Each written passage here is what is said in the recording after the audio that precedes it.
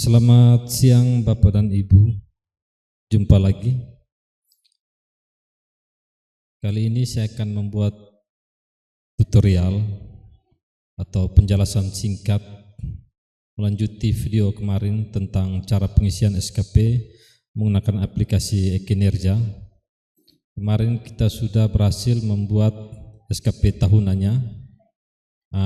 Nanti setelah membuat SKP tahunan ini, kita membreakdownnya menjadi per triwulan atau SKP secara periodik. Namun sebelumnya mungkin ada dari beberapa Bapak Ibu yang bertanya kapan perencanaan SKP itu dibuat. Jadi perencanaan SKP itu disusun pada awal tahun. Jika kita buka pada Permenpan 6 tahun 2022 tentang pengelolaan kinerja pegawai ASN, pada pasal 14 ayat 1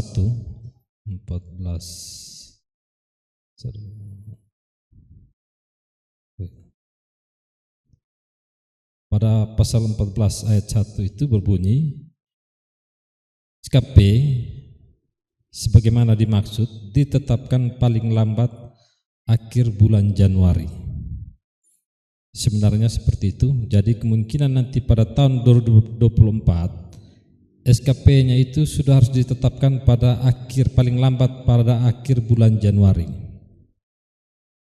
Selanjutnya pada pasal 23,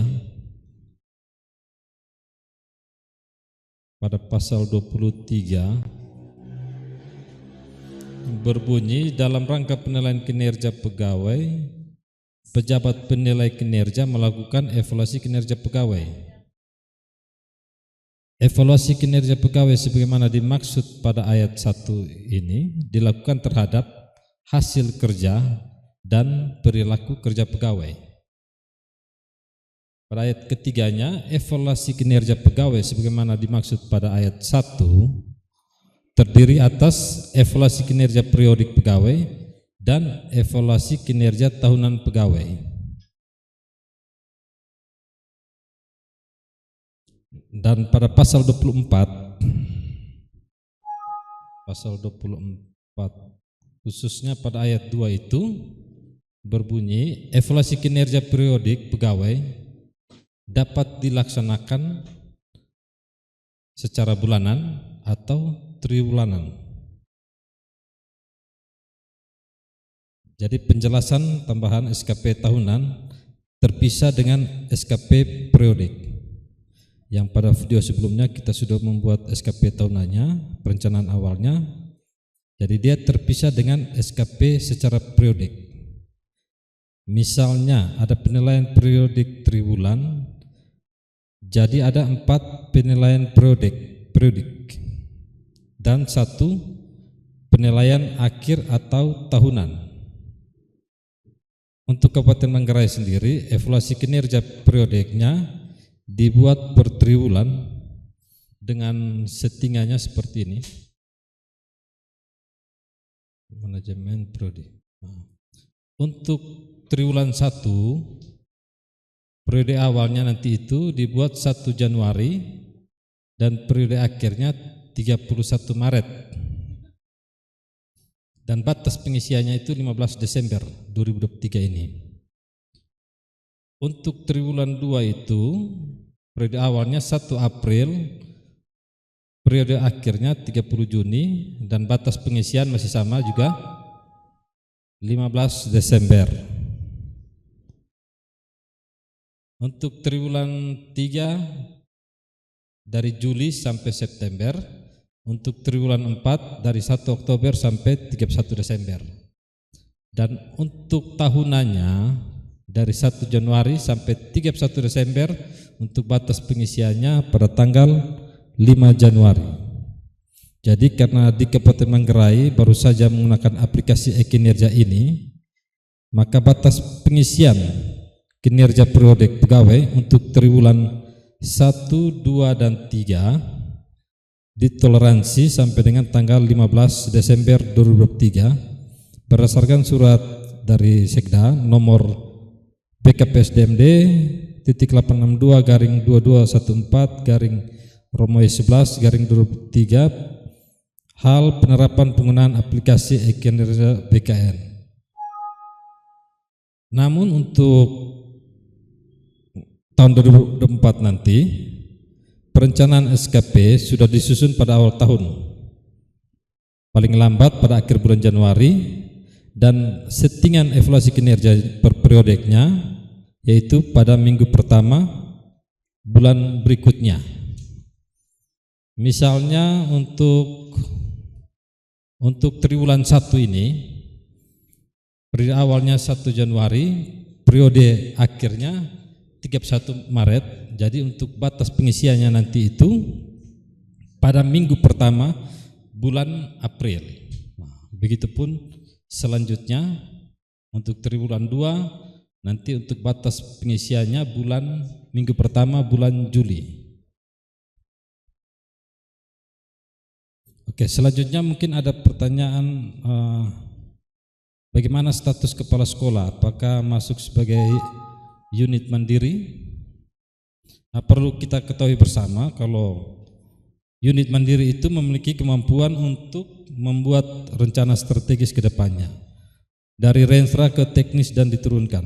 Nah, apakah sekolah memegang sesuatu yang strategis? Jawabannya tidak. Jadi sekolah bukan unit mandiri karena mengintervensi target atau PK Kepala Dinas Pendidikan. Lalu muncul juga pertanyaan, jika bukan unit mandiri, apakah kepala sekolahnya boleh menilai? Jawabannya boleh, karena Kepsek atau kepala sekolah mempunyai fungsi manajerial. Sebagai info tambahan juga, untuk guru dan kepala sekolah di sekolah swasta, nanti pada menu profilnya ini diedit khusus untuk guru pada sekolah swasta. Pada unit kerjanya diubah menjadi Dinas Pendidikan, Pemuda dan Olahraga pada bidang SD atau pada bidang pembinaan SMP atau pada bidang pembinaan PAUD dan pendidikan non formal. Tergantung, misalkan kalau guru swasta pada SD, berarti nanti unit kerjanya silakan Bapak dan Ibu merubahnya pada bidang pembinaan SD. Kalau pada guru pada unit kerjanya di sekolah swasta SMP, dirubah unit kerjanya pada bidang pembinaan SMP. Begitupun juga PAUD. Karena untuk jabatan fungsional guru yang mengajar pada sekolah swasta, unit organisasinya sudah dinonaktifkan pada aplikasi CSN, sehingga pejabat penilai kinerja untuk jabatan fungsional guru tersebut di sekolah swasta dinilai oleh kepala bidang SD atau kepala bidang SMP atau PAUD pada Dinas Pendidikan. Selanjutnya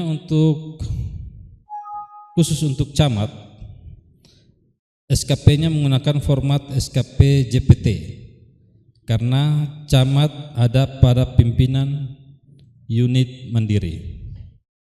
Nah, demikian untuk sementara info awalnya. Selanjutnya kita akan masuk pada menu SKP penilaian.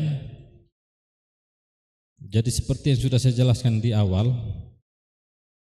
untuk evaluasi kinerjanya itu ada evaluasi kinerja secara periodik dan tahunan. Jadi untuk Kabupaten Manggarai sendiri secara periodiknya itu per triwulan.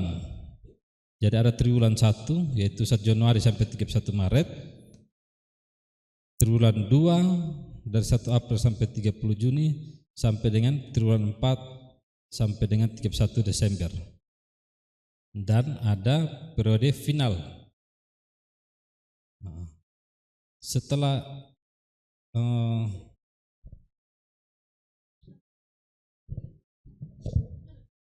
Eh, pada menu penilaian terdapat dua menu lagi, submenu, yaitu yang pertama itu pelaksanaan kinerja, yang kedua itu pemantauan evaluasi, pemantauan dan evaluasi. Jadi di Kabupaten Manggarai sudah dibagi menjadi 4 penilaian secara periodik. Jadi contoh yang ada di sini, pada triwulan 1 sudah pernah diisi rencana aksinya dan sudah dinilai oleh atasan dan mendapatkan nilai hasil kerjanya sesuai, perilaku kerjanya di atas ekspektasi, nilai SKP-nya baik. Untuk triwulan 2 kali ini saya akan mencontohkan bagaimana kita mengisi rencana aksi dan mengisi bukti dukung. Sebelumnya kita kembali dulu, kita harus membuat rencana aksi. Jadi dari MPH ini di breakdown lagi rencana aksi. Misalkan di sini sudah saya buat rencana aksinya dibagi menjadi 4 triwulan, ya ini triwulan 1, triwulan 2, dan ini triwulan 3 dan selanjutnya triwulan 4. Karena triwulan 1 sudah saya pernah isi, maka saya akan melanjutkan pada triwulan 2. Contoh, pada triwulan 2 ini rencana aksi yang ingin saya lakukan itu membuat draft berita acara hasil seleksi administrasi. Untuk aspeknya kuantitas, indikatornya berupa jumlah draft, targetnya 1 dokumen, nama bukti dukungnya, draft, priorisasi 1 dokumen. Oke, sumber data bidang pengembangan SDM. Untuk memudahkan dalam pengisian rencana aksi ini pada kinerja, sudah saya ketik memang di file Excel ini. Oke, kita langsung saja. Pertama kita klik tombol ini, rencana aksi. Lalu cari rencana hasil kerjanya apa yang kita mau buat, yang sudah kita buat di triwulan kedua. Contoh di sini triwulan kedua ini saya membuat draft berita acara ini, rencana aksinya ini. Draft berita acara hasil seleksi. Kita cari sini draft berita acara hasil seleksi. Oke, yang ini. Selanjutnya kita klik tambah. Konten saya hapus dulu. Draft berita acara hasil seleksi ya ini. Saya klik tambah. Lalu rencana aksinya apa? Rencana aksinya berupa draft berita acara hasil seleksi. Oke. Selanjutnya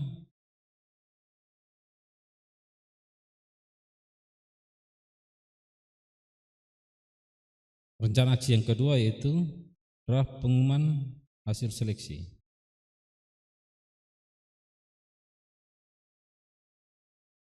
Oke, ini draft pengumuman hasil seleksi.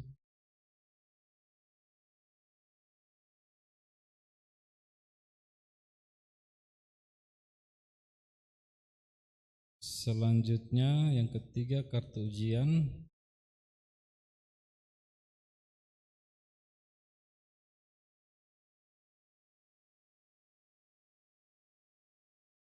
Yang keempat ini lampiran SK.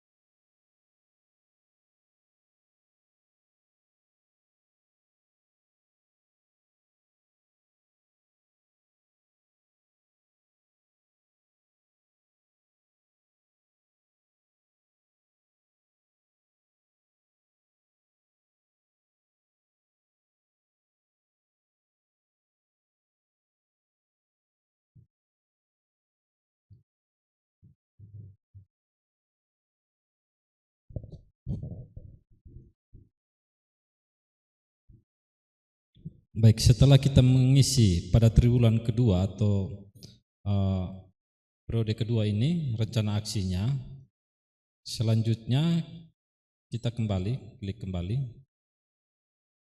Kita telah berhasil mengisi pada rencana aksi pada triwulan kedua. Selanjutnya kita melakukan pengisian bukti dukungnya. Jadi rencana aksi yang sudah kita buat, ini, kita harus melampirkan bukti dukung yang sudah kita kerjakan.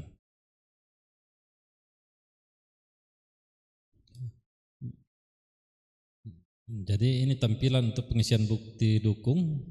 Jadi sini ada keterangan SKP pengisian bukti dukung untuk periode triwulan kedua. Oke.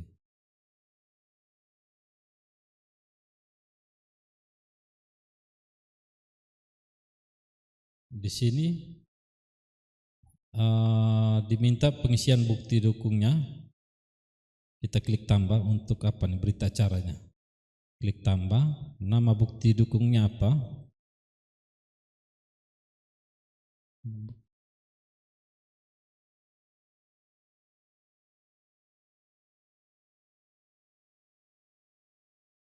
Nah, selanjutnya linknya, bukti dukung, link ke file Google Drive atau Dropbox atau tempat penyimpanan lainnya. Di sini sudah saya siapkan Google Drive-nya. Pada drive saya ini saya sudah buat triwulan 1 apa yang harus saya kerjakan, bukti dukungnya saya simpannya di sini. Begitupun juga triwulan kedua, 3 dan 4. Karena yang diminta itu berupa draft berita acara. Di sini kita klik. Selanjutnya share.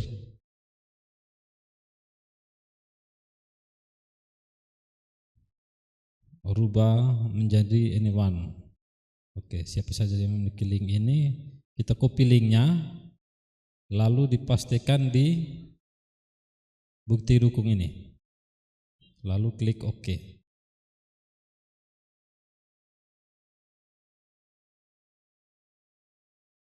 Selanjutnya untuk rencana aksi yang kedua, draft pengumuman hasil seleksi administrasi. Oke. Nama bukti dukungnya, draft pengumuman.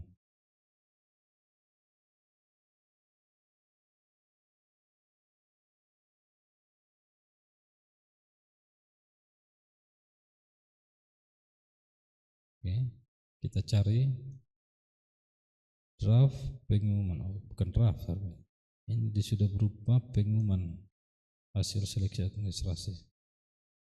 Pengumuman hasil seleksi administrasi ini. Kita klik kanan lampirannya, share. Jangan lupa rubah aksesnya ini menjadi anyone. Copy linknya, paste ke bukti dukung. Begitupun rencana aksi pada rencana hasil kerja lainnya.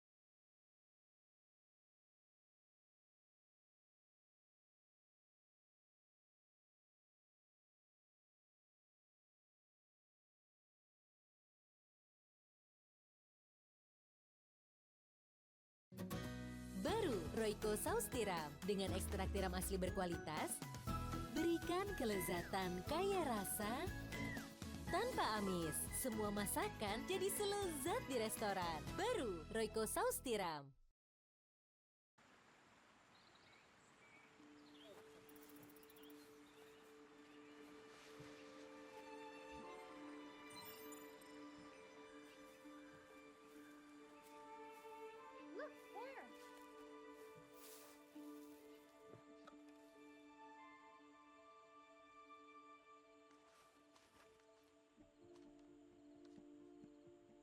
Dear you, from where I stand today, the future looks a little uncertain.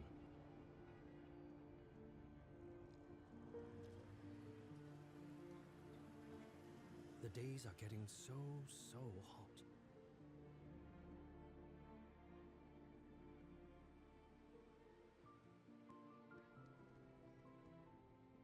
I know there's no quick fix, but I try to play my part in any way I can.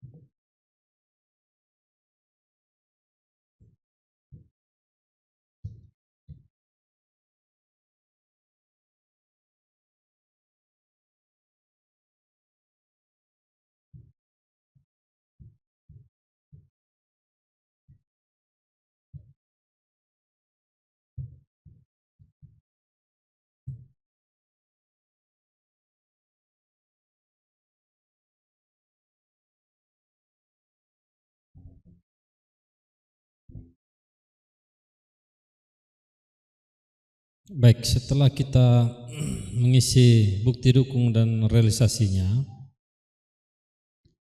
selanjutnya kita coba kembali di sini, kosong, kembali. Di sini ada tombol feedback perilaku. Di sini karena untuk SKP berdasarkan Permen 46 ini penilaian perilakunya sudah 360 derajat. Jadi kita bisa menilai bawahan kita atau atasan kita atau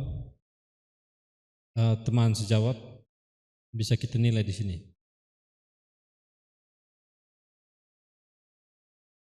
Selanjutnya saya coba logout kembali. Saya akan login menggunakan akunnya kepala bidang.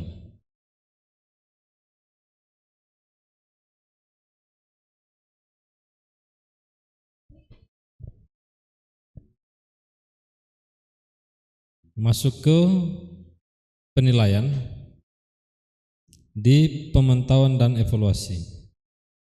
Di sini kita lihat penilaian bawahan untuk triwulan kedua yang tadi sudah kita isi. Belum dinilai ya, iya ini ya, Francis.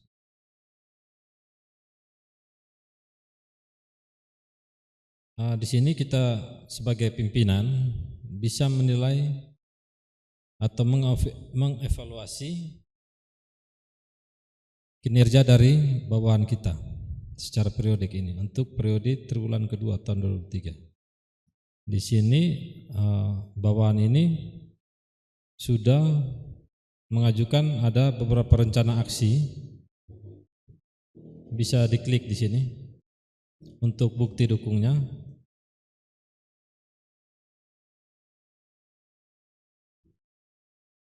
Bukti dukungnya akan terlampir seperti ini. Selanjutnya kita bisa memberikan feedback kepada bawahan kita.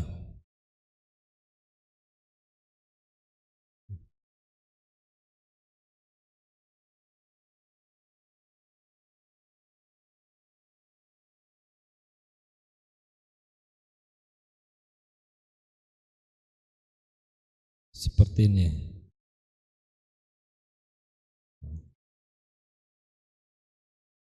Cara memberikan feedback terhadap rencana, terhadap hasil kerja bawahan, kita klik tambah saja. Di sini bisa kita klik jempol atau jempol ke bawah seperti ini.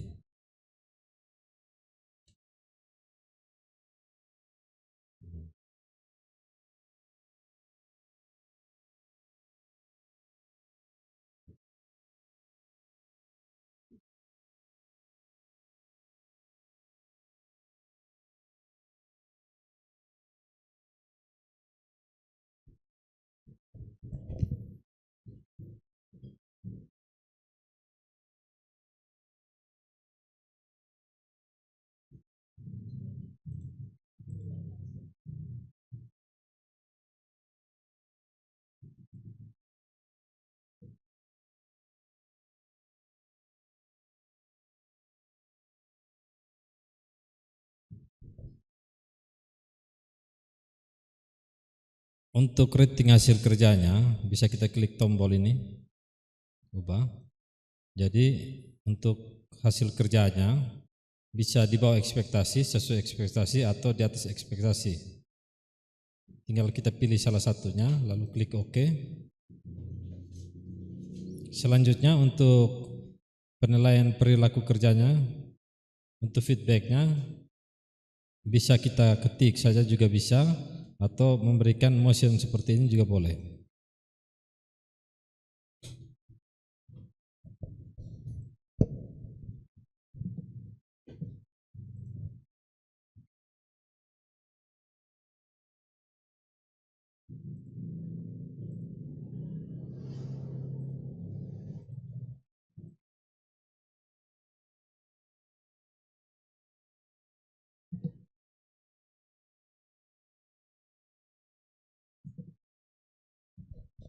Untuk rating perilaku kerja sama, kita klik ubah.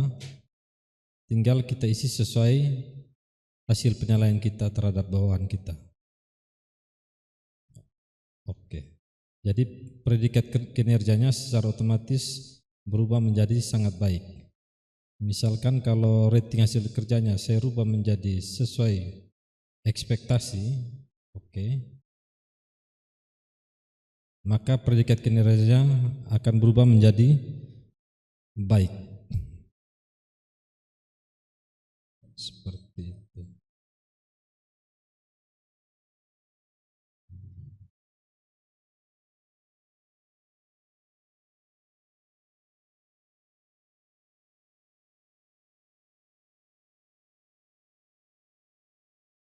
Baik, kali ini kita sudah berhasil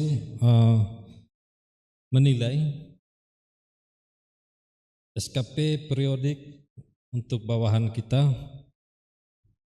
Selanjutnya kita coba lockout kembali.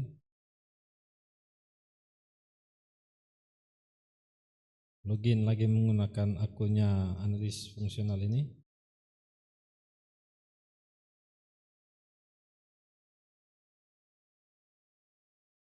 Kita lihat di penilaian untuk triwulannya sudah mendapatkan nilai seperti ini. Jadi hasil kerjanya ini di atas ekspektasi, perilakunya di atas ekspektasi, nilai SKP-nya sangat baik. Mungkin sampai di sini dulu untuk cara pengisian rencana aksi beserta pengisian bukti dukung dan bagaimana cara kita memantau atau mengevaluasi hasil kerja daripada bawahan. Terima kasih.